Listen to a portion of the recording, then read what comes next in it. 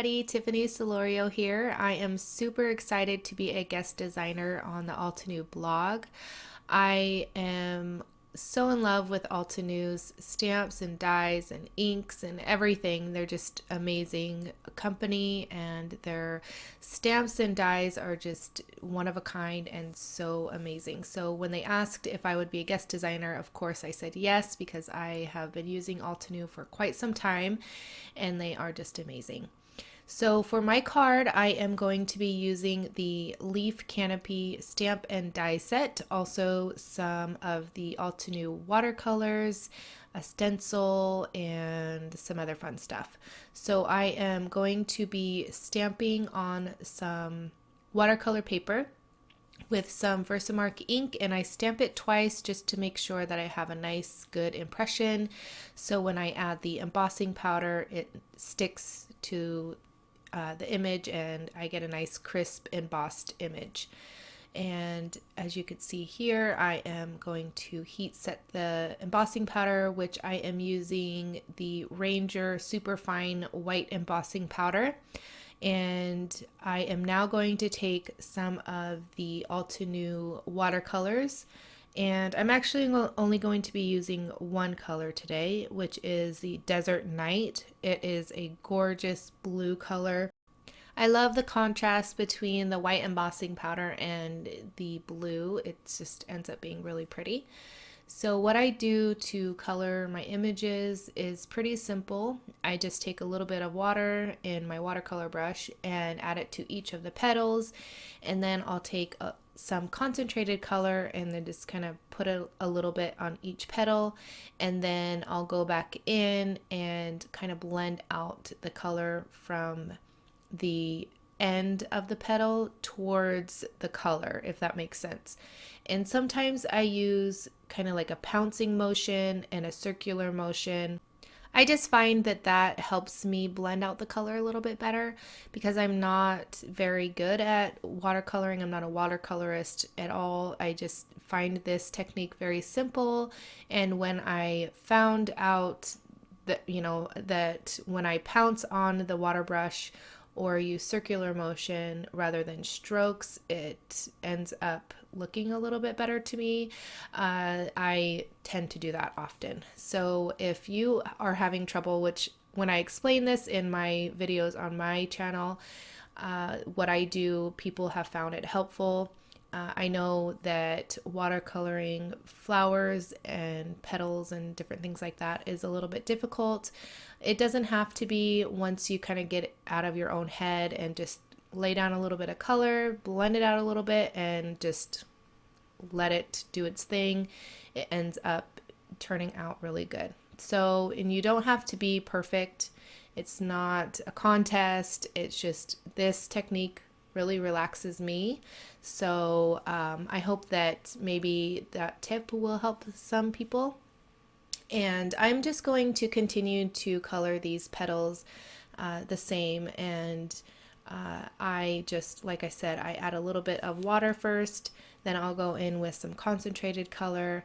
And as I am blending out the color, I do have a paper towel next to me, so I can kind of blot off a lot of that color. If I have too much color or too much water, then I can kind of do my thing. And I am using some Strathmore watercolor paper, and if that makes any difference to anybody. I did also stamp out and emboss the smaller leaf cluster. I didn't show that on camera just because it's just repetitive.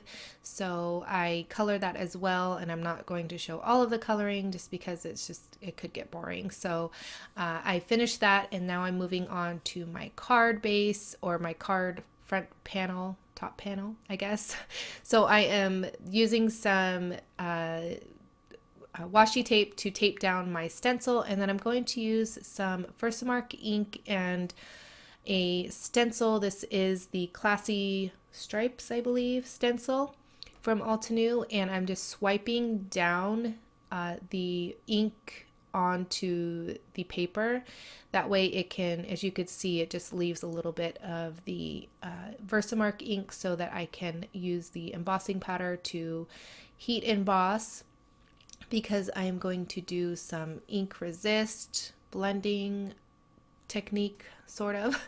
So I'm just going to heat that embossing powder up, and then we will move on to the ink blending. And I'm using some Distress Oxide ink in Hickory Smoke and Black Soot. So I first use the Hickory Smoke just along the edges and a little bit in the center. I wanted it to be like an ombre effect, so on the top there's no color, then towards the bottom it's a little bit darker.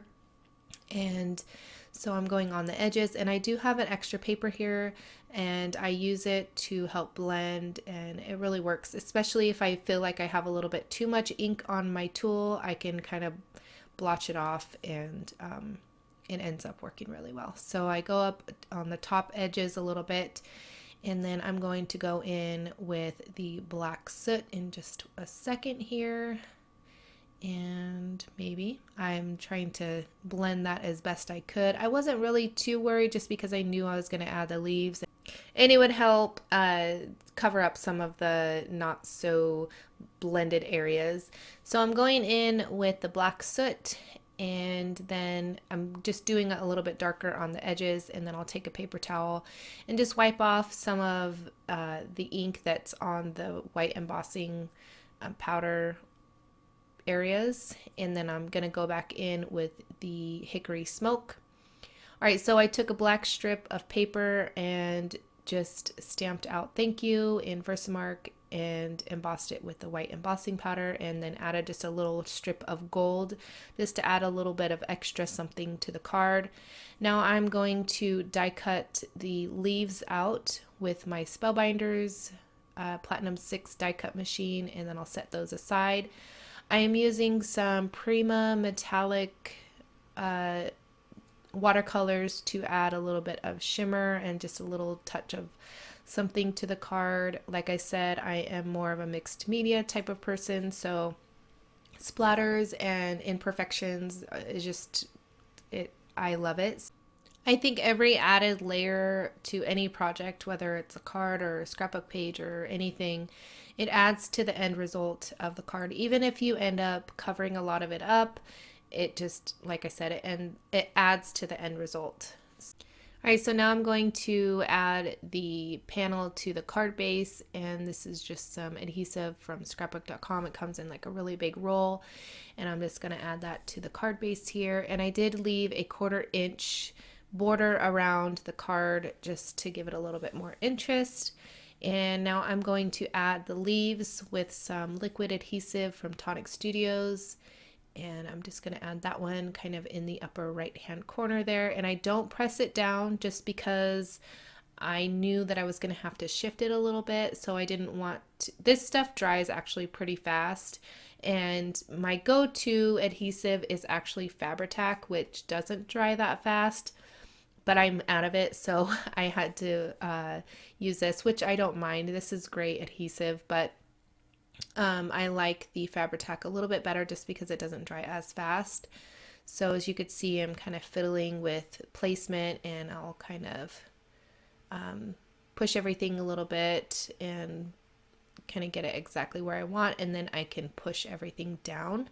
And I felt like it needed a little bit more gold splatters, so I'm going in with more of that metallic paint, and it was giving me a little bit of a hard time, so kind of had to be a little aggressive with the splatters. And then I'm going to add some enamel dots, and then my camera died in the middle of it. But that is going to complete my card. Here is an up-close look at the card. I didn't add any dimension to the card. I felt the leaves were just perfect how they were. And I want to thank Altenew for allowing me to guest design for them. I truly have enjoyed working with their products, and I want to thank you guys so much for watching, and I will catch you guys later. Bye.